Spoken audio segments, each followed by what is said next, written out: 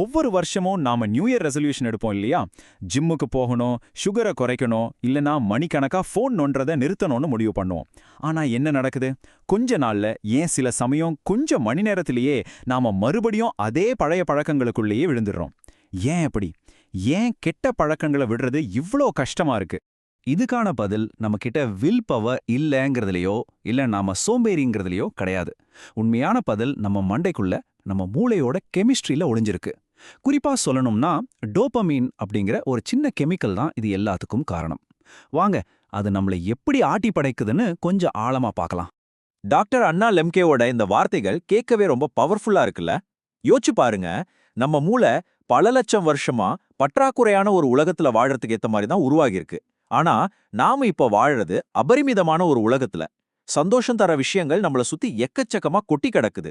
இந்த நிலைமை நம்ம மூளைய கன்ஃபியூஸ் பண்ணி ஒரு முடிவே இல்லாத இன்பத்தேடல் சுழற்சிக்குள்ள நம்மள தள்ளுது. டோபமைன் எப்படி வேலை செய்யுதுன்னு ரொம்ப சிம்பிளா புரிஞ்சிக்க ஒரு சூப்பர் உருவகம் இருக்கு. நம்ம ஒவ்வொருத்தர் மூளைக்குள்ளேயும் ஒரு தராசு இருக்குன்னு கற்பனை பண்ணிக்கோங்க. ஒரு தட்டுல இன்பம், இன்னொரு தட்டுல வலி. நம்ம மூளையோட ஒரே வேலை இந்த தராசை எப்பவும் சமநிலையில வச்சுக்கிறது தான். ஹோமியோஸ்டாசிஸ்னு சொல்லுவாங்க. இப்போ இந்த தராசு எப்படி வேலை செய்யுதுன்னு பார்ப்போம். இந்த 4 ஸ்டெப்ஸையும் நல்லா கவனிங்க. இதுதான் விஷயத்தோட மையம். நீங்க ஒரு சாக்லேட் சாப்பிடும்போதோ இல்ல இன்ஸ்டாகிராம்ல ஸ்க்ரோல் பண்ணும்போதோ டோபமின் வேகமா சுரந்து உங்க தராசு இன்பம் பக்கம் சர்ன்னு சாயுது. ஆனா நம்ம மூளைக்கு இந்த ஏற்றத்தாழ் பிடிக்கவே பிடிக்காது. அதுக்கு சமநிலை தான் வேணும். அதனால உடனே அது வலி பக்கத்துல சில கற்பனையான எடைக்கற்களை போட்டு தராசை பேலன்ஸ் பண்ண பார்க்கும். அந்த இன்பம் முடிஞ்சதும் என்ன ஆகும்னு நினைக்கிறீங்க?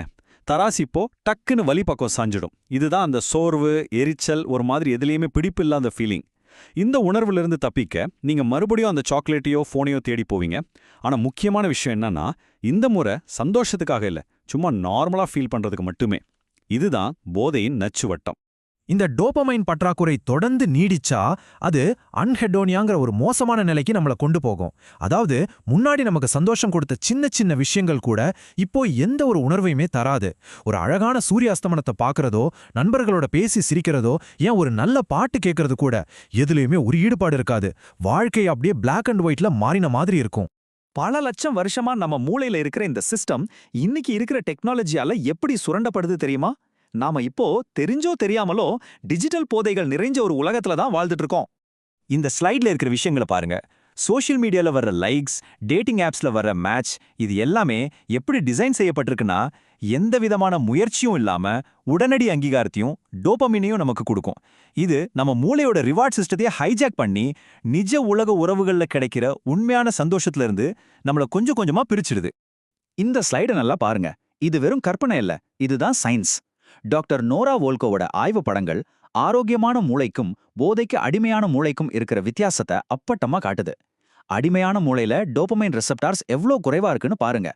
அதனால அந்த மூளை நிரந்தரமா ஒரு டோபமைன் பற்றாக்குறை நிலையிலேயே இயங்கிட்டு இருக்கு. எப்பவுமே எதையோ தேடிட்டு இருக்கிற ஒரு ஃபீலிங்லயே இருக்கும். நாம ஸ்ட்ரெஸ்ஸா இருக்கும்போது ஏன் பழைய பழக்கங்களுக்கு திரும்புறோன்னு இந்த விலங்கு ஆய்வு ரொம்ப தெளிவா விளக்குது. அந்த எலிகளுக்கு கால்ல ஷாக் அடிச்சதும் அது யோசிக்கவே இல்ல, வேற எதையும் யோசிக்கல, உடனே அதுக்கு இன்பம் கொடுத்த அந்த நெம்புகோலை நோக்கி ஓடுச்சு. அதே மாதிரிதான் நாம மன அழுத்தத்தில் இருக்கும்போது நம்ம மூளை பகுத்தறிவையெல்லாம் ஓரங்கட்டிட்டு உடனடியா ஒரு டோபமைன் நிவாரணம் எங்க கிடைக்கும்னு தேடி ஓடுது. சரி, இவ்வளோ நேரம் பிரச்சனையை பத்தி பேசிட்டோம். இது உங்களை பயமுறுத்துறதுக்காக இல்ல, புரிய வைக்கிறதுக்கு தான். இப்போ ரொம்ப முக்கியமான பகுதிக்கு வரும். இதுக்கான தீர்வு என்ன? நம்ம மூளையோட இந்த ரிவார்ட் சிஸ்டத்தை ரீசெட் செய்ய ஒரு உறுதியான நிரூபிக்கப்பட்ட வழி இருக்கு. அதுதான் 4 வார டோபமைன் விரதம் அல்லது டோபமைன் ஃபாஸ்டிங். ஆமாம், 4 வாரங்கள். சராசரியா ஒரு டோபமைன் பற்றாக்குறை நிலையிலிருந்து மூளை தன்னைத்தானே சரி செஞ்சு அந்த இடைவிடாத இயக்கத்திலிருந்து வெளியே வர இந்த 4 வாரங்கள் தேவைப்படுது. இது ஒரு மேஜிக் நம்பர் மாதிரி தான். இந்த விரதத்தை ஆரம்பிக்கும் போது என்ன நடக்கும்னு நீங்க கண்டிப்பா தெரிஞ்சுக்கணும். முதல் 2 வாரம் இருக்க அது ரொம்ப ரொம்ப கஷ்டமா இருக்கும். பதட்டம், எரிச்சல், தூக்கமின்மை, அந்த பழக்கத்துக்கான தீவிர ஏக்கம்னு எல்லாம் சேர்ந்து உங்களை ஒரு வழி பண்ணிடும். ஆனா ஒன்னு மட்டும் ஞாபகம் வச்சுக்கோங்க, இந்த அறிகுறிகள் எல்லாமே உங்க மூளை குணமாகுதுங்கிறதுக்கான அடையாளம். இந்த கஷ்டமான கட்டத்தை தாண்டிட்டீங்கன்னா உங்க மூளை தன்னைத்தானே சரி செய்ய ஆரம்பிச்சிடும். 30 நாட்களுக்கு பிறகு சின்ன சின்ன விஷயங்கள்ல கூட நீங்க மறுபடியும் மகிழ்ச்சியை உணர ஆரம்பிப்பீங்க. இந்த விரதத்தோட நோக்கம் கெட்ட பழக்கங்களை நிறுத்துறது மட்டும் இல்ல, அது வெறும் படிதான். உண்மையான நோக்கம் என்னன்னா, ஆரோக்கியமான நிலையான சந்தோஷத்தை கொடுக்கற நல்ல பழக்கங்களை உருவாக்குறது. சுருக்கமா சொல்லணும்னா, டோபமைனை சுலபமா திருடுறதுக்கு பதிலா அதை நேர்மையா சம்பாதிக்க கத்துக்கணும். இது ஒரு ஆச்சரியமான ஆனா ரொம்ப சக்தி வாய்ந்த யோசனை. நம்ம மூளை தராசு சமன் செய்ய நாமளே வேணும்னு வழிப்பக்கத்துல கொஞ்சம் அழுத்தத்தை கொடுக்கணும். அதாவது உடற்பயிற்சி செய்யறது, ஒரு புது விஷயத்த கத்துக்கிறது, ஒரு கஷ்டமான ப்ராஜெக்டை முடிக்கிறது மாதிரி வேலைகளை முதல்ல செய்யணும். ஆரம்பத்துல இருக்கிற அந்த வலி அல்லது முயற்சிக்கு பதிலா நம்ம மூளை சமநிலைப்படுத்த டோபமைனை உற்பத்தி செய்யும். இந்த டோபமைன் ரொம்ப நிலையானது, ஆரோக்கியமானது. இதுல அந்த மோசமான சரிவு, ஏக்கச் சுழற்சியே கிடையாது. சரி, இந்த கடினமான பழக்கங்களை எப்படி உருவாக்குறது? இங்கே சில சிம்பிளான வழிகள் இருக்கு. காலையில எழுந்ததும் முதல் வேலையா உங்க போனை பார்க்காம உடற்பயிற்சி மாதிரி ஒரு கஷ்டமான வேலையை செய்யுங்க. முந்தின நாள் இரவே அடுத்த நாளுக்கான திட்டங்களை வகுத்து உங்க ஜிம் பேக் மாதிரி பொருட்களை தயாரா வையுங்க. இது உங்க மூளையோட திட்டமிடும் பகுதியை ப்ரீஃப்ரான்டல் கார்டெக்ஸை பலப்படுத்தும். கடைசியா உங்களை தூண்டக்கூடிய விஷயத்துக்கும் உங்களுக்கும் நடுவுல தடைகளை உருவாக்குங்க.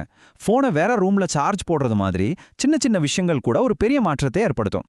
கடைசியா டாக்டர் லெம்கேவோட இந்த மேற்கோள் நம்ம நவீன வாழ்க்கையோட மையச் சவாலை ஞாபகப்படுத்துது.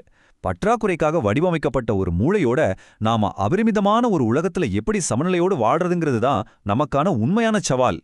இந்த விளக்கத்தோட இறுதியில உங்களுக்கான ஒரு கேள்வி.